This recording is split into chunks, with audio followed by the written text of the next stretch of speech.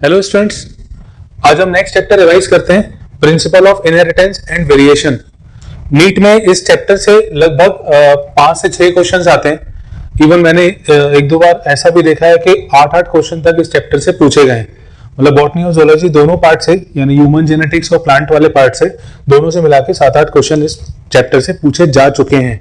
तो चलिए स्टार्ट करते हैं। अपन जितना इस चैप्टर में जो भी काम का है वो अपन जल्दी से इसको रिवाइज करते हैं। पूरा अपन एक एक चीज अपन बहुत ज्यादा डिटेल में नहीं पढ़ेंगे, पर जो बहुत जरूरी चीजें हैं वो अपन यहाँ पे डिस्कस करने जा रहे हैं। तो सबसे पहले हम कुछ डेफिनेशन, तो कुछ टर्म्स देखते हैं। सबसे पहले बात करते हैं इनहेरिटेंस।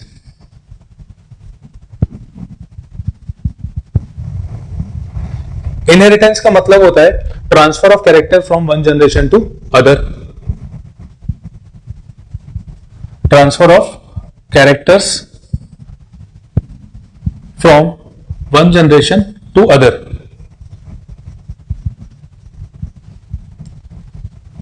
और वो ब्रांच जो इन ट्रांसफर ऑफ कैरेक्टर्स की स्टडी में इन्वॉल्व होती है उसे हम कहते हैं जेनेटिक्स। तो branch of science that deals with the study of transfer of characters and mechanism involve in it is known as genetics. तो इसमें दो चीजें हम पढ़ते हैं कि किस तरह से ट्रांसफर ऑफ कैरेक्टर्स होते हैं, और दूसरा मैकेनिज्म, इसके पीछे कौन सा होता है। तो इन दोनों की स्टडी जेनेटिक्स कहलाती है। ये जो जेनेटिक्स टर्म है ये दिया था बेटसन ने 1905 और 06 में। बेटसन ने जेनेटिक्स टर्म दिया था। अब हम ये जानते हैं कि जो ऑफस्प्रिंग्स होते हैं वो पेरेंट से थोड़े अलग होते हैं, और ये जो अलग जो डिफरेंसेस आते हैं इनके लिए हम एक टर्म यूज करते हैं वेरिएशन। तो वेरिएशन मतलब degree of changes in progeny from their parents. Variation का मतलब होता है जो बच्चे पेरेंट्स से जिस डिग्री में अलग, जितनी डिग्री में अलग होते हैं वो वेरिएशन। अब मैं एक कॉमन बात करता हूं, हमारी बॉडी में दो तरह की सेल्स होती हैं, एक सोमैटिक सेल और एक जर्नल सेल। सोमैटिक सेल्स में होने वाले चेंजेस अगली जनरेशन में नहीं जाते हैं, जर्नल सेल में होने वाले चेंजेस अगली जनरेशन में जाते हैं। तो जब इंसान बर्थ लेता है और वो कुछ कैरेक्टर्स को एक्वायर्ड करता है, कुछ चीजों को वो लेता है, या खुद की सिचुएशंस के कारण या अनचाही कंडीशंस में अपने आप भी आ जाती है। तो ये जरूरी नहीं है कि जितने भी चेंजेस उसकी बॉडी में हुए हैं वो सारे के सारे चेंजेस अगली जनरेशन में जाएं। कुछ चेंजेस उसकी डेथ, उस ऑर्गेनिज्म की, उस ह्यूमन की डेथ के साथ खत्म हो जाते हैं, जबकि कुछ बदलाव जो होते हैं वो जर्नल सेल्स में होने के कारण अगली जनरेशन में चले जाते हैं। तो वेरिएशन नेक्स्ट जनरेशन में देखने मिलती है, कई बार ज्यादा मिलती है, कई बार वो कम देखने मिलती है, पर कुछ ना कुछ वेरिएशंस ऑफस्प्रिंग में आते तो हैं। नेक्स्ट हम बात करते हैं मेंडल के बारे में। मेंडल जो कि एक प्लांट ब्रीडर थे, इनका बर्थ हुआ था ऑस्ट्रिया में। ऑस्ट्रिया में बर्थ हुआ था, और जो डेट थी, बर्थ ईयर था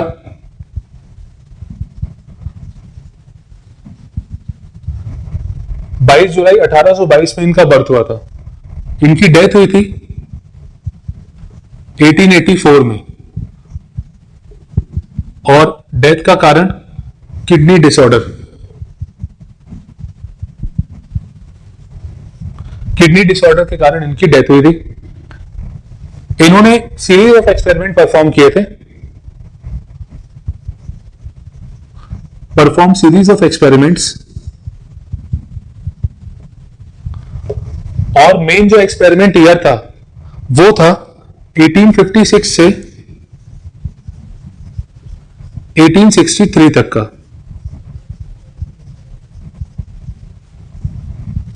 यानी 7 इयर्स का ये मेन एक्सपेरिमेंट ईयर था जो मेंडल ने इस दौरान सबसे ज्यादा एक्सपेरिमेंट किए। ये एग्जाम में पूछा भी जा चुका है, 1856 से 1863। इन्होंने जो प्लांट सिलेक्ट किया था एक्सपेरिमेंट पर्पस के लिए ये था पी प्लांट, जिसे हम एडिबल पी और गार्डन पी भी कहते हैं। एडिबल पी और गार्डन पी जिस पे इन्होंने एक्सपेरिमेंट किया था। हालांकि मेंडल ने पी प्लांट के अलावा और भी कुछ प्लांट्स पे काम किया था, जैसे हॉकवीड, बीन्स, पर उनके रिजल्ट पी प्लांट जैसे नहीं आए थे। कुछ दूसरे प्लांट्स भी थे, जैसे हॉकवीड, बीन, पर इनके जैसे रिजल्ट्स जैसे पी प्लांट में आए थे वैसे इन दोनों में नहीं आए थे। Results not similar to pea plant, इसलिए इनके बारे में कोई आगे बात नहीं की गई। तो मेन जो एक्सपेरिमेंट किया गया वो पी प्लांट को लेकर किया गया। पी प्लांट को सिलेक्ट करने का कारण क्या था? Reason for selection of pea plant. कौन कौन से रीजन थे जिसके कारण पी प्लांट को सिलेक्ट किया गया? पहला तो ये कॉन्ट्रास्टिंग कैरेक्टर शो करता है। कॉन्ट्रास्टिंग कैरेक्टर मतलब जो इजीली विजिबल कैरेक्टर्स होते हैं, जो पेयर में कैरेक्टर्स होते हैं वो आसानी से इसमें देखने मिल जाते हैं। दूसरा, ये नंबर ऑफ सीड्स ज्यादा अमाउंट में प्रोड्यूस करता है, नंबर ऑफ सीड्स बहुत सारे मिलते हैं। इसकी लाइफ साइकिल शॉर्ट समय में खत्म हो जाती है।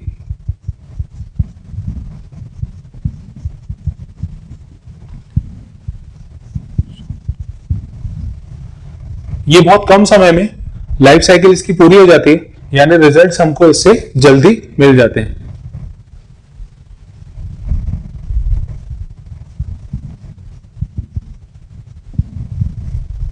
नेक्स्ट, इसमें सेल्फ पॉलिनेशन और क्रॉस पॉलिनेशन दोनों हो सकता है,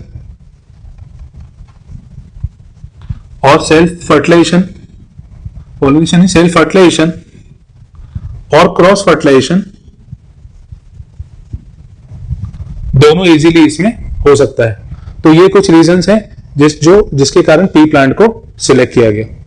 मेंडल ने कुछ पी प्लांट की वैरायटी सिलेक्ट की थी, ट्रू ब्रीडिंग वैरायटी सिलेक्ट की थी, और उनके बीच में उन्होंने क्रॉस कराए थे। ये ट्रू ब्रीडिंग वैरायटी कैसे बनती है? ये बनती है लगातार सेल्फ फर्टिलाइजेशन से। सेल्फ फर्टिलाइजेशन जो होता है उसके कारण जो कुछ कैरेक्टर्स जो कुछ लगातार अगली जनरेशन में लगातार वही कैरेक्टर्स रिपीट होते रहते हैं, यानी कोई कैरेक्टर अगर काम का नहीं है तो वो हटता जाता है। ये कहलाती है ट्रू ब्रीडिंग वैरायटी। मेंडल ने ऐसी 14 ट्रू ब्रीडिंग वैरायटी सिलेक्ट की और उसमें उन्होंने 7 pair of contrasting character select किए थे। ही selected 7 pair of contrasting characters.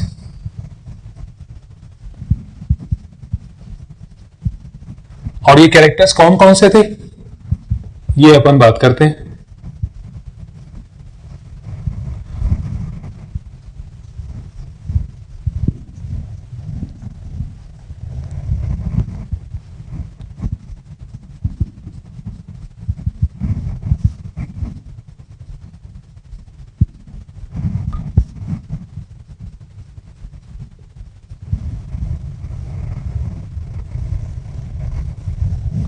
पहला था सीड का कलर। सीड कलर ये था येलो और ग्रीन।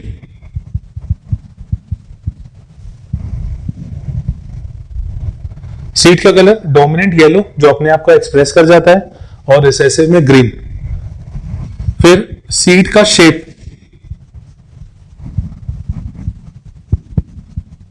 राउंड और रिंकल्ड। राउंड और रिंकल्ड, राउंड यहां पे डोमिनेंट था और रिंकल्ड रिसेसिव। यहां पे एक्चुअली मैं थोड़ा सा क्लियर करना चाहता हूं कि सीड का जो रिंकल्ड अपीयरेंस हो जाता है वो किस कारण से होता है। पी प्लांट में एक एंजाइम होता है स्टार्च ब्रांचिंग एंजाइम SBE। अगर ये एंजाइम प्रेजेंट होता है तो शेप जो होता है वो राउंड हो जाता है, और अगर ये एंजाइम एब्सेंट होता है तो फिर वो रिंकल हो जाता है। नेक्स्ट, फ्लावर कलर, ये था वायलेट और व्हाइट। फ्लावर की पोजीशन,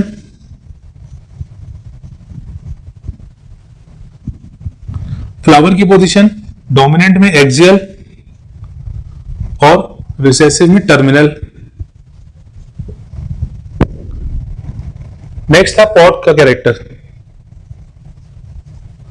पॉट का कलर,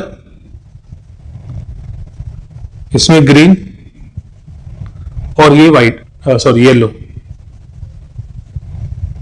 फिर पॉट का शेप, ये था फुल। फुल के लिए अपन एक और टर्म यूज करते हैं इन्फ्लेटेड, और ये था कॉन्स्ट्रिक्टेड।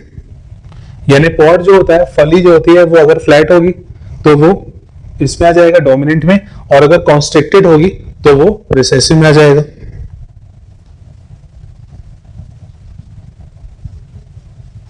नेक्स्ट कैरेक्टर जो था, स्टेम की हाइट टॉल और डॉर्फ। ये कुछ कैरेक्टर्स थे, ये 7th pair of contrasting character जो मेंडल ने सिलेक्ट किए थे। अब ये जो कैरेक्टर्स थे ये एक्चुअली 4 तरह के क्रोमोसोम में डिस्ट्रीब्यूटेड थे। मेंडल ने ये क्रोमोसोम की बात नहीं की थी। मेंडल ने ये नहीं बताया था कि कितने क्रोमोसोम पे ये आते हैं। एक साइंटिस्ट थे जिनका नाम है एस ब्लिक्सिट। एस ब्लिक्सिट ने ये बताया कि मेंडल ने जो 7 pair of contrasting character select किए थे, ये टोटली 4 क्रोमोसोम पे डिस्ट्रीब्यूटेड रहते हैं। The 7 pair of contrasting character are present in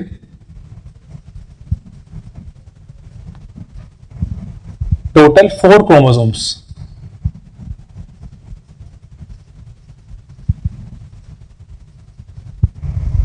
बस इतना आपको ध्यान रखना है कि 4 क्रोमोसोम पे डिस्ट्रीब्यूटेड थे।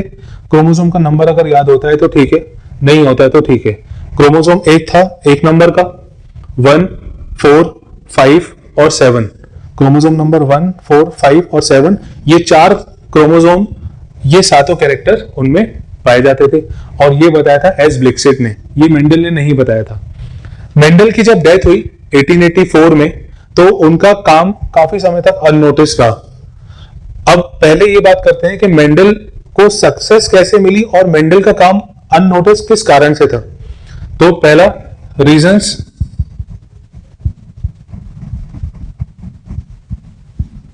For Mendel success. कौन कौन से रीजन थे मेंडल को जिसके कारण सक्सेस मिली? पहला रीजन कि इन्होंने मैथमेटिक्स के फॉर्मुलेस का यूज किया था, जिससे रिजल्ट्स काफी एक्यूरेट आते थे। पहला पॉइंट आप लिख लीजिए, या आप अगर नहीं पता है आपको तो नोट कर लीजिए। पहला पॉइंट था कि मेंडल ने मैथ्स के फॉर्मुलेस का यूज किया था, जिससे रिजल्ट उनके एक्यूरेट आते थे। दूसरा, मेंडल जितने भी एक्सपेरिमेंट करते थे वो सब का रिकॉर्ड एक प्रॉपर मैनर में मेंटेन करके रखते थे। जितने भी एक्सपेरिमेंट करते थे वो प्रॉपर मैनर में उसका रिकॉर्ड मेंटेन करके रखते थे। तीसरा पॉइंट कि मेंडल किसी एक क्रॉस को करने के बाद जो उनको रिजल्ट मिलता था, वो फिर से वो रिपीट क्रॉस करते थे दूसरे प्लांट्स को लेके। मतलब पी की दूसरी वैरायटी को लेके भी वो वही क्रॉस करते थे, और जो रिजल्ट आता था वो मैच करते हुए आगे बढ़ते थे। जो पहला उन्होंने रिजल्ट देखा, बाद वाला रिजल्ट देखा, अगर मैच कर रहा है तो फिर उन्होंने उस चीज को एक अच्छे प्रॉपर मैनर में बना के रख लिया। इसके अलावा एक और उनका जो सक्सेस का कारण था कि उन्होंने जो फैक्टर्स मतलब जिसको आज हम जीन कहते हैं, उसके बारे में थ्योरेटिकल अप्रोच डेवलप की, यानी उसको थ्योरेटिकली एक्सप्रेस करने की कोशिश की। तो मेंडल के ये रीजन, सक्सेस होने के रीजन जो मेंडल के थे वो ये थे। अब मेंडल का काम काफी समय तक अननोटिस रहा। अननोटिस रहने का कारण, पहला कारण कि कम्युनिकेशन उस वक्त स्ट्रांग नहीं था जितना आज डेवलप है। पहले कम्युनिकेशन इतना नहीं होता था, पहला पॉइंट। दूसरा, मेंडल फिजिकल प्रूफ नहीं दे पाए फैक्टर का, मेंडल फैक्टर्स का फिजिकल प्रूफ नहीं दे पाए। तीसरा रीजन कि मेंडल ने अपना काम जो था वो रिसर्च पेपर में पब्लिश किया था, और वो रिसर्च पेपर क्योंकि उस वक्त नेट कम लोग यूज करते थे, तो वो रिसर्च पेपर बहुत ज्यादा जगह तक सर्कुलेट नहीं हो पाता था। इसके अलावा साइंटिस्ट डार्विन की बुक ओरिजिन ऑफ स्पीशीज में बिजी थे, और जिसके कारण मेंडल के वर्क को बहुत ज्यादा ध्यान नहीं दिया गया। बहुत इंपॉर्टेंट पॉइंट है, मेंडल का काम अननोटिस रहा काफी लंबे समय तक। उसका कारण कि कम्युनिकेशन उस वक्त स्ट्रांग नहीं था। दूसरा, वो फैक्टर्स का फिजिकल प्रूफ नहीं दे पाए थे। तीसरा, रिसर्च पेपर के थ्रू उन्होंने अपना मैटर जो भी पब्लिश कराया था जिसका लिमिटेड सर्कुलेशन था। चौथा कि जो डार्विन की बुक थी ओरिजिन ऑफ स्पीशीज, बायोलॉजिस्ट उसमें बिजी थे, तो मेंडल के काम को ज्यादा ध्यान नहीं दिया गया। फाइनली मेंडल की डेथ के 16 साल बाद यानी 1900 में 3 साइंटिस्ट अलग अलग जगह से मेंडल के काम को वापस उन्होंने निकाला, और ये देखा कि मेंडल जो चीज पहले बता के जा चुके हैं वैसे ही रिजल्ट उनके भी आ रहे थे, और फाइनली फिर मेंडल को टाइटल दिया गया फादर ऑफ जेनेटिक्स का। तो 1900 में 3 साइंटिस्ट ने, जिसमें पहले थे ह्यूगो डी व्रीस जो कि डच साइंटिस्ट थे, दूसरे थे कार्ल कॉरेंस,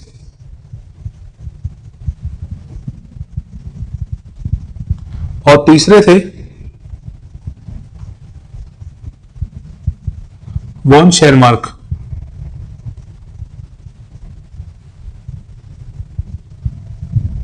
ये 3 साइंटिस्ट जिन्होंने मेंडल के काम को वापस निकाला, और फाइनली मेंडल को टाइटल दिया गया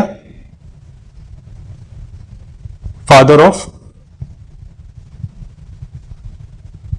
genetics, Gregor John Mendel, father of genetics Gregor John Mendel.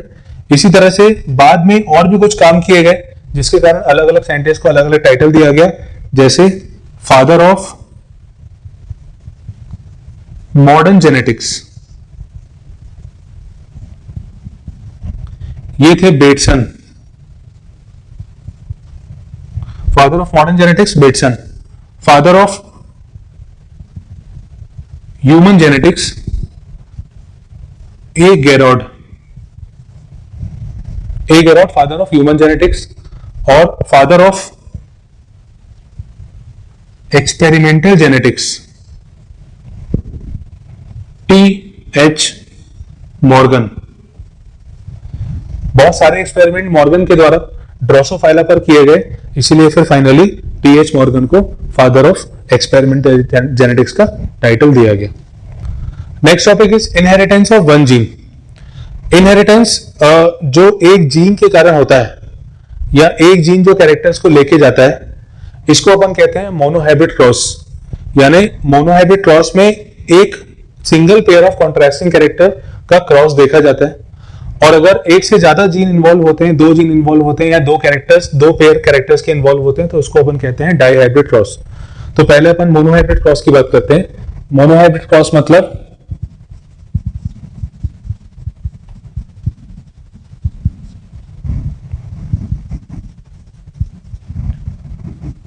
cross is made by using single pair of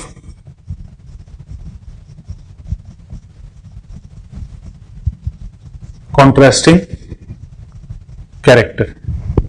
contrasting character single pair इसका यूज करते हैं, क्रॉस देखते हैं, तो फिर अपन इसको कहते हैं मोनोहाइब्रिड क्रॉस। मोनोहाइब्रिड क्रॉस को समझने के लिए पहले कुछ टर्म्स अपन को देखने जरूरी है, तो इसमें कुछ टर्म्स अपन पहले बात करते हैं। एक होता है जीन। जीन का मतलब होता है कि ये एक पॉलीन्यूक्लियोटाइड का सीक्वेंस है जो कि डीएनए सेगमेंट में पाया जाता है। It is a segment of DNA which is made up of polynucleotide. ये हेरिडेटरी यूनिट है, यानी इंफॉर्मेशन को लेके जाने वाली यूनिट है। तो जीन की डेफिनेशन है, it is a segment of DNA which is made up of polynucleotide, it is hereditary unit. Gene का स्ट्रक्चर जो था वो स्टडी किया था बेंजर ने। जीन का स्ट्रक्चर बेंजर ने स्टडी किया था, और बेंजर ने बताया था कि जीन छोटी छोटी यूनिट से मिलकर बना होता है। जैसे इसमें एक यूनिट होती है सिस्ट्रॉन। सिस्ट्रॉन का मतलब होता है कि वो यूनिट जो जीन प्रोडक्ट को कोड करती है, यानी डीएनए सेगमेंट में पाई जाने वाली वो यूनिट जो जीन प्रोडक्ट को कोड करती है, इसको हम कहते हैं सिस्ट्रॉन। सिस्ट्रॉन से छोटी यूनिट होती है रिकॉन। इसमें आप लिखते जाइएगा cistron, it is a segment और part of DNA which codes for particular gene product. Cistron consists of many small units called recon. Recon मतलब होता है it is a unit of recombination. Recon मतलब होता है it is a unit of recombination. Recon फिर छोटी unit से बना रहता है जिसको अपन कहते हैं म्यूटॉन। और म्यूटॉन होती है म्यूटेशन की यूनिट। तो सिस्ट्रॉन किसी जीन प्रोडक्ट को बनाने वाली यूनिट जो कि जीन में सबसे बड़ा पार्ट है। सिस्ट्रॉन से छोटा होता है रिकॉन, रिकॉम्बिनेशन की यूनिट। बहुत सारे रिकॉन मिलकर सिस्ट्रॉन बनाते हैं, बहुत सारे म्यूटॉन मिलकर रिकॉन बनाते हैं। म्यूटॉन जो है ये म्यूटेशन की यूनिट होती है। म्यूटेशन आपको बता दूं इसकी डेफिनेशन, म्यूटेशन एक ऐसा प्रोसेस है जिसमें जीन्स में चेंजेस आते हैं और वो चेंजेस नेक्स्ट जनरेशन में जाते हैं। म्यूटेशन जो जीन में चेंजेस आते हैं और जो नेक्स्ट जनरेशन में जाते हैं। तो जीन में ये सारे स्ट्रक्चर्स प्रेजेंट होते हैं। अगर क्वेश्चन आता है कि इसमें बड़े से छोटे में अरेंज करना है तो सबसे बड़ा होता है सिस्ट्रॉन, फिर उससे छोटा रिकॉन, फिर उससे छोटा म्यूटॉन। ये एक डेफिनेशन हो गई। दूसरी डेफिनेशन है allele. Allele is a pair of contrasting character. Pair of contrasting character allele. जैसे फॉर एग्जांपल कोई जीन आई के फॉर्मेशन में इन्वॉल्व हो रहा है तो वो आईज जो है, आईज में या तो ब्लैक कलर होगा या तो ब्लू कलर होगा। तो ये ब्लैक और ब्लू कलर जो है ये एलील को रिप्रेजेंट करते हैं। अब जैसे हाइट है, हाइट एक जीन के द्वारा बनाई जाती है फॉर एग्जांपल, और हाइट में फिर आता है या तो टॉल होगा या तो ड्वार्फ होगा। तो ये जो टॉल और ड्वार्फ है ये एलील है, मतलब पेयर ऑफ कॉन्ट्रास्टिंग कैरेक्टर है, इसको हम एलील कहते हैं। यदि एलील एक जैसे होते हैं तो हम इसको कहते हैं होमोजाइगस। आइडेंटिकल एलील जो होते हैं उसको अपन होमोजाइगस कहेंगे, और अगर अलग अलग होंगे, नॉन आइडेंटिकल होंगे तो उसको हम हेटेरोजाइगस कहेंगे। जो अपीयरेंस सामने से दिखता है, जो आउटर ऑब्जर्वेबल कैरेक्टर्स होते हैं उनको हम कहते हैं फिनोटाइप। फिनोटाइप मतलब होता है आउटर ऑब्जर्वेबल कैरेक्टर्स।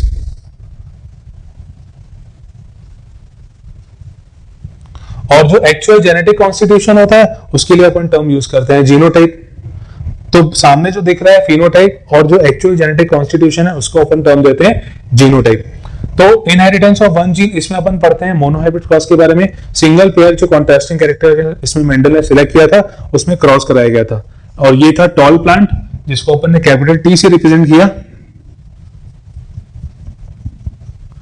इसको क्रॉस कराया ड्वार्फ प्लांट के साथ।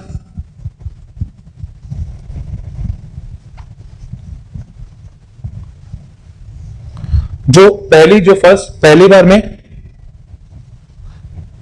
हमें रिजल्ट मिला उसको हम कहते हैं F1 जनरेशन। और इसमें जो गैमीट मिले थे हमें एक जैसे मिले।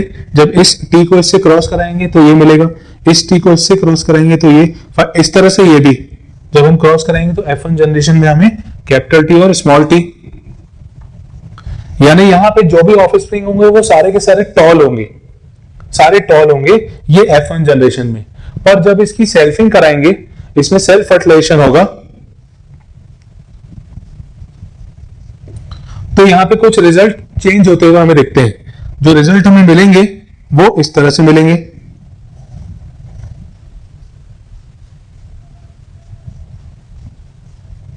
ये रिजल्ट हमें नेक्स्ट जनरेशन में मिलते हैं, यानी ये वाली जो जनरेशन है इसको हम कहते हैं F2 जनरेशन। और इस कंडीशन में ये हमें मिले टॉल, ये दोनों भी टॉल मिले, और ये हमें मिले डॉर्फ। यानी इस सिचुएशन में फिनोटाइप रेशियो यहां पे हमें मिलेगा जो हमें सामने से दिख रहा है। 3 टॉल दिख रहे हैं तो 3 टॉल, और 1 डॉर्फ दिख रहा है यानी 3:1। ये आउटर ऑब्जर्वेबल कैरेक्टर है। पर जो एक्चुअल होगा यानी जीनोटाइप रेशियो, जो जेनेटिक कॉन्स्टिट्यूशन से हम ऑब्टेन करते हैं, यहाँ पे ये एक तरह का है, ये दोनों एक जैसे हैं और ये बिल्कुल अलग है, तो जीनोटाइप रेशियो इसका हो जाएगा 1, यानी tall 1, homozygous tall 1, heterozygous tall 2 और होमोजाइगस ड्वार्फ 1। तो ये हो गया जीनोटाइप रेशियो और फिनोटाइप रेशियो, इस तरह से कैलकुलेट किया जाता है। फिनोटाइप जो सामने दिखता है, जीनोटाइप जो एक्चुअल जेनेटिक कॉन्स्टिट्यूशन होता है।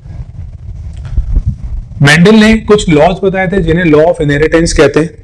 ये लॉ ऑफ इनहेरिटेंस जो होता है, एक्चुअल मेंडल ने 2 लॉज बताए थे जिनको हम लॉज ऑफ इनहेरिटेंस कहते हैं। फिर बाद में तीसरा लॉ भी दिया गया, लॉ ऑफ इंडिपेंडेंट असॉर्टमेंट, पर मेंडल ने बेसिकली 2 लॉ बताए थे।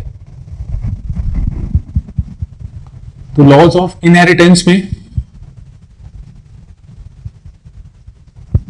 हम पहला पढ़ते हैं, लॉ ऑफ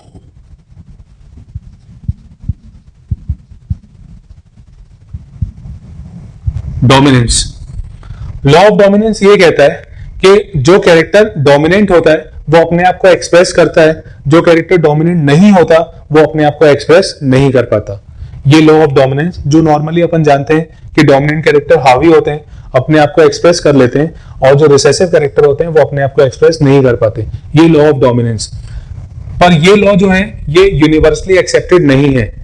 ये लॉ जो है ये मोनोहाइब्रिड क्रॉस के द्वारा प्रूव किया जाता है। It is proved bye monohybrid cross. ये यूनिवर्सली एक्सेप्टेड नहीं है। It is not universally accepted. क्यों? क्योंकि इसके कुछ एक्सेप्शंस हैं। इसमें एक्सेप्शन है, पहला इनकम्प्लीट डोमिनेंस।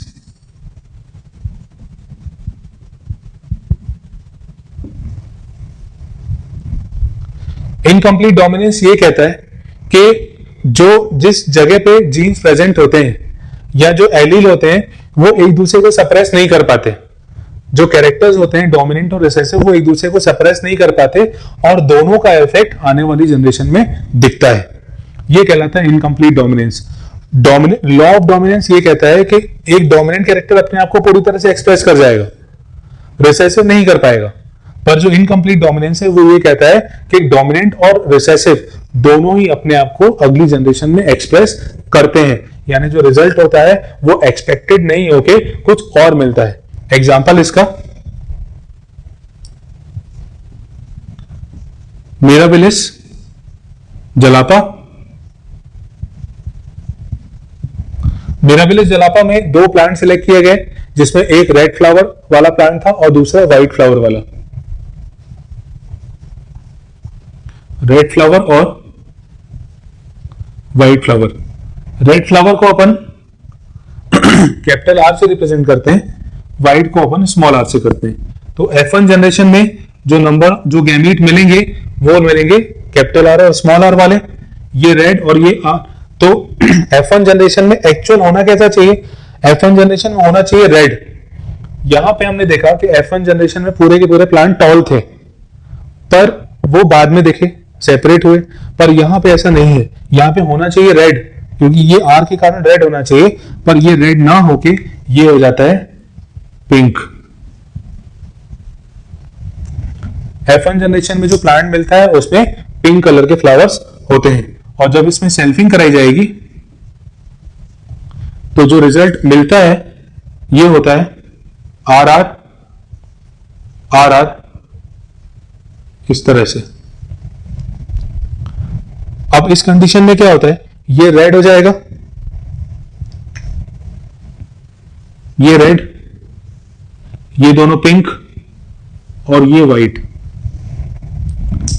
तो जो F2 जनरेशन मिली उसमें भी एक प्लांट ऐसा मिला उसमें 2 प्लांट ऐसे मिले जिसमें पिंक कलर के फ्लावर्स थे। तो इस कंडीशन में फिनोटाइप रेशियो जो सामने से दिख रहा है, एक रेड, 2 पिंक और एक व्हाइट, और जीनोटाइप रेशियो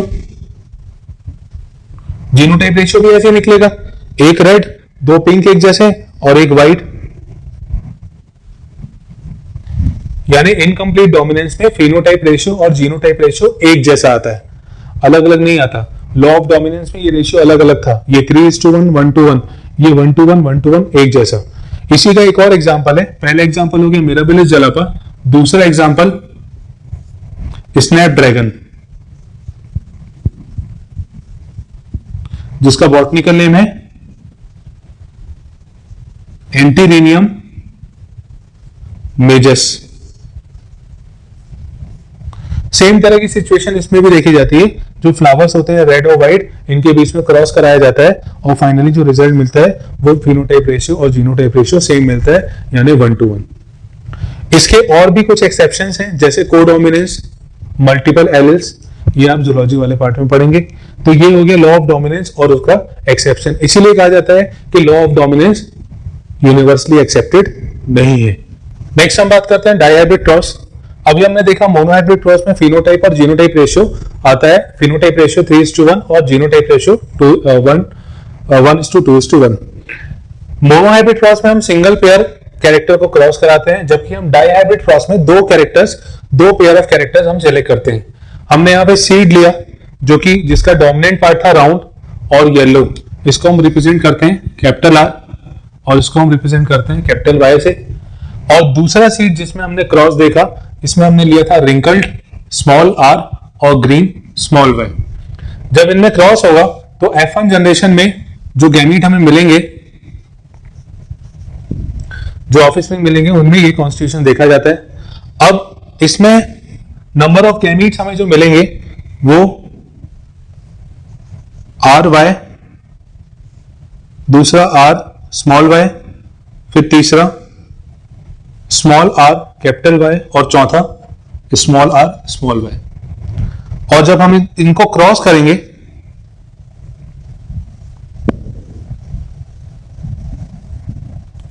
आर वाई, जब हम आपस में इसमें क्रॉस कराएंगे, सेल्फिंग कराने के बाद जो ऑफस्प्रिंग मिलेंगे वो हम यहाँ पे जो देखेंगे। और जब हम इसका फिनोटाइप रेशियो देखेंगे, फिनोटाइप रेशियो हम देखेंगे कि कौन कौन से राउंड येलो हैं, कौन कौन से रिंकल ग्रीन है, या किस तरह के राउंड और ग्रीन वाले, या इस तरह के जो भी कंपोजिशन देखेंगे हम, तो हम फाइनली ये कंक्लूजन निकालते हैं कि जो फिनोटाइप रेशियो इसमें आता है वो आता है 9:3:3:1। देखिए, ये जब आप ये तो क्रॉस आप कर सकते हैं, हम जो इंपॉर्टेंट चीजें हैं वो यहाँ पे डिस्कस कर रहे हैं। जो जनरली क्वेश्चन पूछा जाता है वो फिनोटाइप और जीनोटाइप रेशियो पूछा जाता है। इसमें क्रॉस में अंदर क्या चीज कैसे बन रही ये नहीं आता है। तो इसका फिनोटाइप रेशियो होता है 9:3:3:1 और जीनोटाइप रेशियो होता है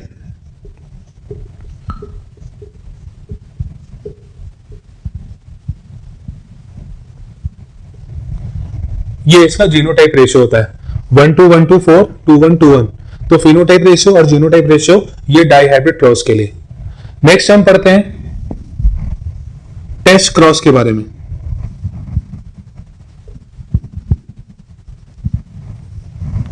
टेस्ट क्रॉस एक तरह का क्रॉस है जो जीनोटाइप किसी ऑफस्प्रिंग का पता लगाने के लिए यूज किया जाता है।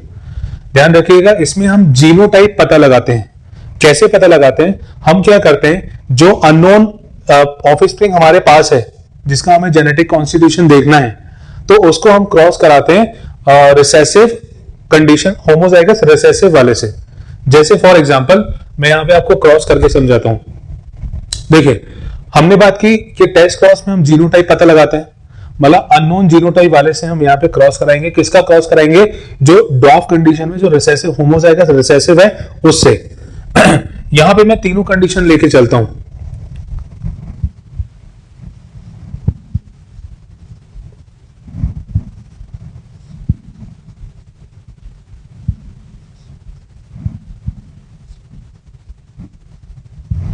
मतलब ये तो फिक्स है कि हमें होमोजाइगस रिसेसिव से क्रॉस कराना है। अब इन केस मान लेते हैं कि जो अननोन जीनोटाइप है वो या तो ये होगा, एक कंडीशन है, तीन ही कंडीशन बनेगी, या तो वो ये इस तरह का होगा यानी डोमिनेंट होमोजाइगस, या तो वो हेट्रोजाइगस कंडीशन में होगा, और या तो वो होमोजाइगस रिसेसिव कंडीशन में होगा। भाई तीनों में से एक ही आंसर आएगा ना। अब वो आंसर हम कैसे निकालेंगे ये हम देखते हैं। जब हम इसको क्रॉस कराएंगे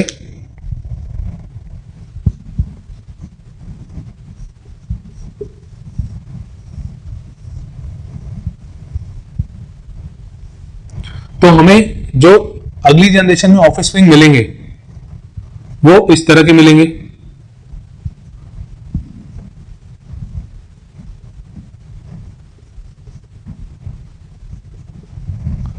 एक तो ये सिचुएशन हो गई। दूसरा, इस सिचुएशन में टी टी और इसको हम क्रॉस करेंगे स्मॉल टी से।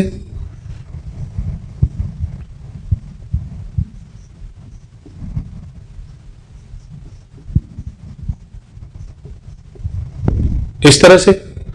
और लास्ट वाली सिचुएशन में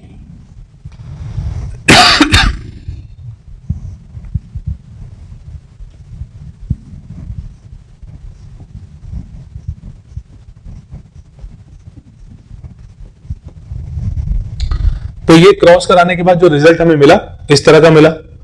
अब हम क्या देख रहे हैं कि अगर मान लो कि हमने अननोन जीनोटाइप प्लांट को जब स्मॉल रिसेसिव होमोजाइगस से क्रॉस कराया और हमारी जो आने वाली जनरेशन थी, जो हमें प्लांट मिले, उसमें सारे के सारे प्लांट टॉल थे, कोई भी ड्वार्फ नहीं था, यानी उस कंडीशन में जो जीनोटाइप होगा वो ये होगा।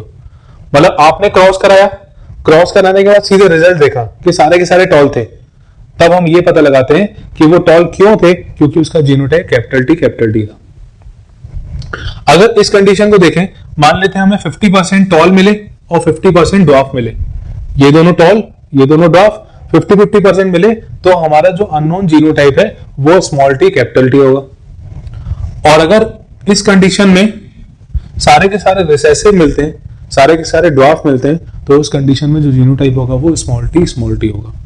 तो टेस्ट क्रॉस से हम पता लगा सकते हैं कि अननोन जीनोटाइप या ऑफस्प्रिंग जिसका जीनोटाइप हमें नहीं पता है उसको कैसे हम कैलकुलेट कर सकते हैं। ये होता है टेस्ट क्रॉस। एक और इस तरह का क्रॉस होता है जिसे हम कहते हैं ब्रैक क्रॉस। ब्रैक क्रॉस में हम वेराइटीज को इंप्रूव करने के लिए क्रॉस कराते हैं। ब्रैक क्रॉस में हम क्रॉस कराते हैं होमोजाइगस डोमिनेंट से,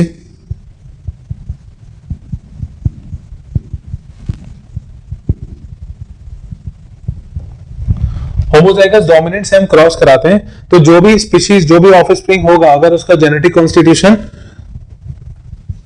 कुछ इस तरह का भी होगा और जब हमने उसको डोमिनेंट होमोजाइगस से क्रॉस करा दिया तो आने वाली जनरेशन में सारे के सारे डोमिनेंट ही होंगे।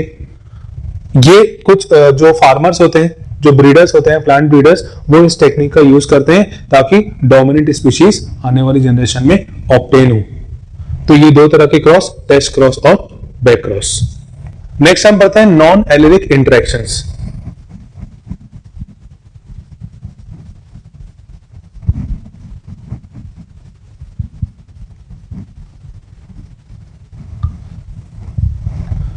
देखिए, नॉन एलिलिक इंटरेक्शन पे बहुत पहले क्वेश्चंस आते थे। अभी तो फिलहाल ऐसा करेंट में मुझे कोई ऐसा ध्यान नहीं कि क्वेश्चन पूछा गया हो, पर फिर भी अपन पढ़ लेते हैं। इसमें अपन को बहुत ज्यादा डीप में नहीं पढ़ना है। नॉन एलिलिक इंटरेक्शन मतलब जो जीन्स अलग अलग लोकस पे प्रेजेंट होते हैं वो किस तरह से रिएक्ट करते हैं। यहाँ पे हमें उस टर्म को ध्यान रखना है, उसकी डेफिनेशन ध्यान रखना है, और जो रेशियो हमें मिलता है वो हमें ध्यान रखना है। तो उसके अंदर सबसे पहला आता है complementary gene.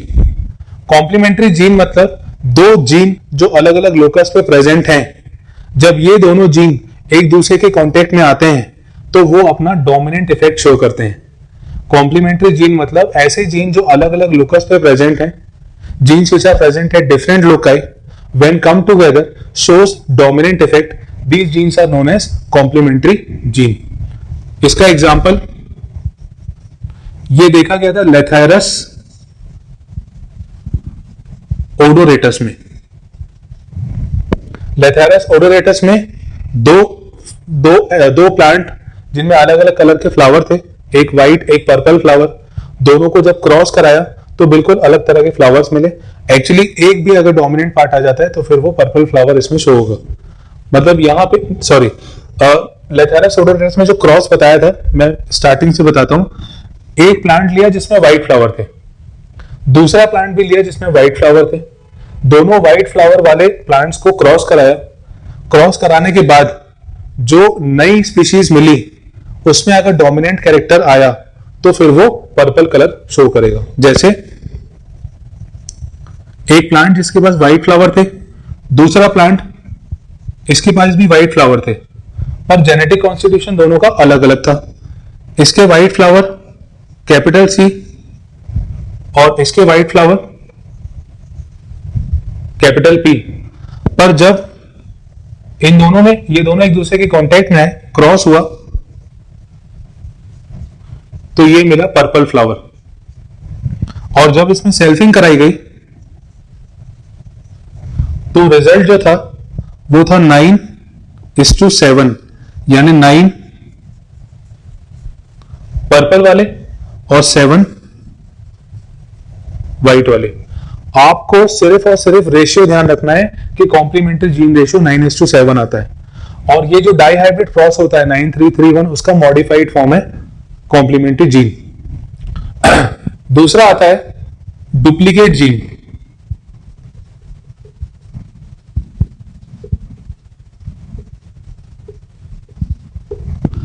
Duplicate gene ratio मतलब कोई भी एक डोमिनेंट कैरेक्टर होगा तो वो अपना इफेक्ट दिखाएगा। मतलब ऑफस्प्रिंग में कोई भी एक अगर डोमिनेंट हो गया, कोई भी एक डोमिनेंट हो गया तो वो अपना इफेक्ट शो करेगा।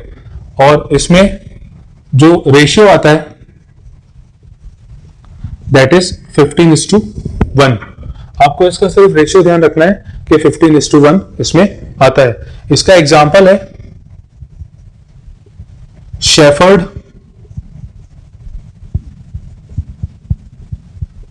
पर्स, जिसको कैप्सुला भी कहा जाता है।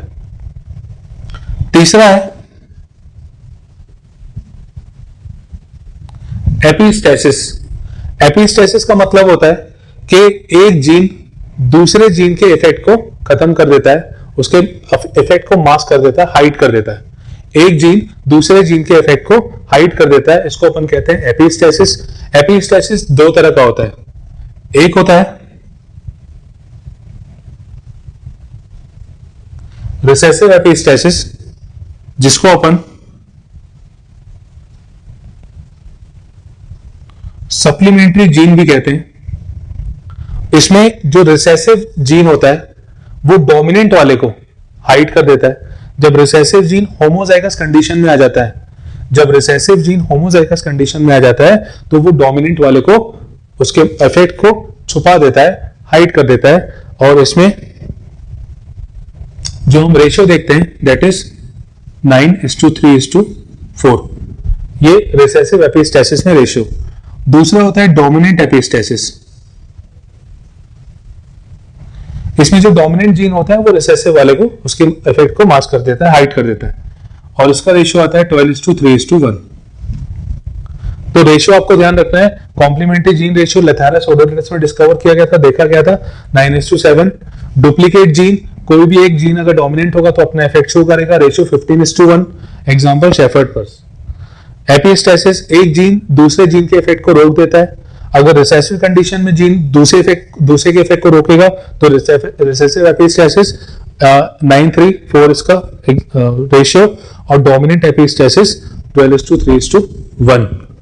डोमिनेंट एपिस्टेसिस का एग्जांपल बहुत इंपॉर्टेंट है। इसका एग्जांपल है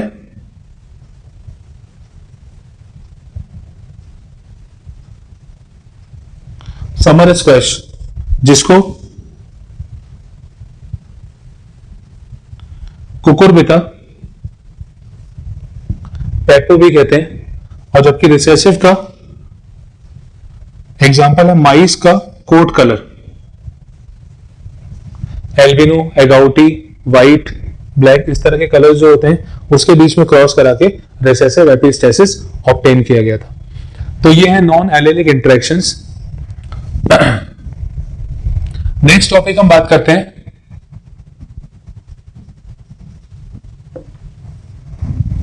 लिंकेज। लिंकेज में एक्चुअली क्या होता है? लिंकेज मतलब होता है जो जीन्स होते हैं वो आपस में लिंक्ड होते हैं। जो जीन्स होते हैं वो आपस में लिंक्ड होते हैं, इसको हम कहते हैं लिंकेज। और ये जीन्स अगली जनरेशन में जाते हैं, ये जीन्स अगली जनरेशन में जाते हैं, ये लिंकेज कहलाता है। लिंकेज के बारे में सबसे पहले बताया था बेटसन और पुनेट ने।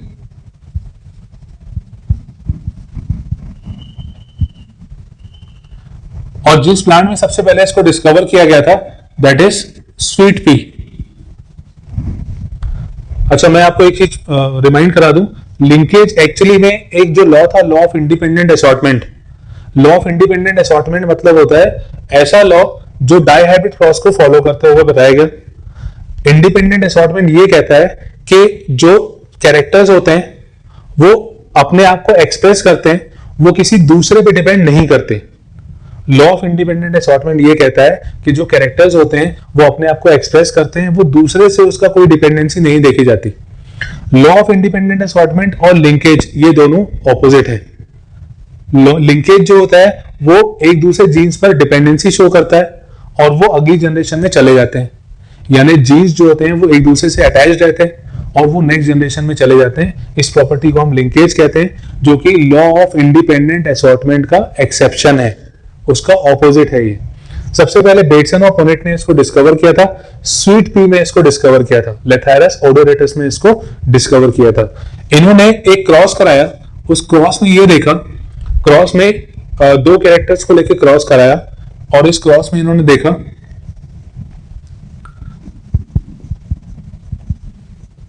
यानी जो स्वीट पी सिलेक्ट किया, प्लांट जो सिलेक्ट किया उसमें ब्लू कलर के फ्लावर थे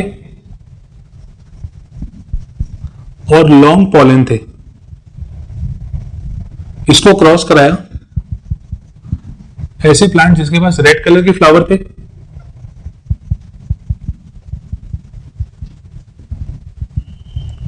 और राउंड पॉलन थे।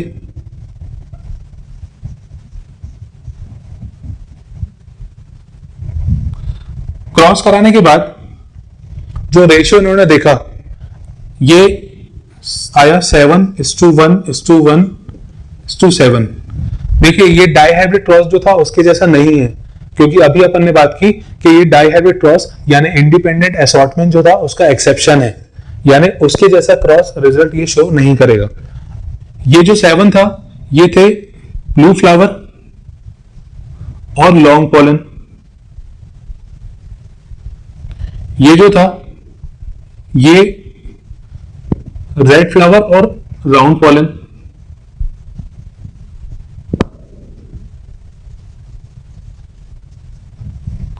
जबकि ये जो दोनों थे इसमें ये था ब्लू फ्लावर और राउंड पॉलन और बीच वाला रेड फ्लावर और लॉन्ग पॉलन। मतलब आप अगर देखें तो ये और ये तो पेरेंट हो गए, पेरेंट जो थे वो ये हो गए 7:7 और जो बीच वाला है वो नया है, यानी उसमें वेरिएशंस मिले, इनको हम कहते हैं रिकॉम्बिनेंट्स। तो यहाँ पे लिंकेज में हमेशा पेरेंटल जो परसेंटेज होता है वो ज्यादा आता है। ऐसे ही मॉर्गन ने भी एक क्रॉस कराया था ड्रोसोफिला के ऊपर, जिसमें उन्होंने 2 क्रॉस कराए थे और उन दोनों में पेरेंट का जो परसेंटेज था वो ज्यादा था, पेरेंटल परसेंटेज ज्यादा था। वो परसेंटेज आप याद कर लीजिएगा। ड्रोसोफिला में जो क्रॉस कराए गए थे, लिंक प्लांट में लेथायरस ओडोरेटस में जो क्रॉस कराए गए थे, दोनों में हम ये ध्यान रखते हैं, ये चीज हमें सामने आती है कि पेरेंटल कॉम्बिनेशन हमेशा ज्यादा परसेंटेज शो करते हैं, जो रिकॉम्बिनेंट होते हैं वो कम परसेंटेज शो करते हैं, बहुत कम बनते हैं। तो ये लिंकेज के बारे में, लिंकेज और रिकॉम्बिनेंट टर्म दिया था मॉर्गन ने। बहुत सारे मॉर्गन ने एक्सपेरिमेंट किए थे ड्रोसोफिला के ऊपर, उन्होंने लिंकेज के बारे में बताया था, इसीलिए मॉर्गन को फादर ऑफ एक्सपेरिमेंटल जेनेटिक्स भी कहते हैं। एक उनके स्टूडेंट थे स्टुअर्ट वेंट। स्टुअर्ट वेंट ने जो मैपिंग, क्रोमोसोमल मैपिंग होती है वो बताई थी। स्टुअर्ट वेंट ने क्रोमोसोमल मैपिंग बताई थी। क्रोमोसोमल मैपिंग में हम ये बात करते हैं कि क्रोमोसोम में किस तरह से जीन्स अरेंज होते हैं। ये जो जीन्स का अरेंजमेंट होता है, इसके प्रॉपर पैटर्न के कारण क्रोमोसोमल मैपिंग हुई। उस क्रोमोसोमल मैपिंग का में बहुत इंपॉर्टेंट रोल प्ले किया था इनके मॉर्गन के एक स्टूडेंट ने, जिसका नाम था ए स्टुअर्ट वेंट। उसका क्रेडिट ए स्टुअर्ट वेंट को जाता है।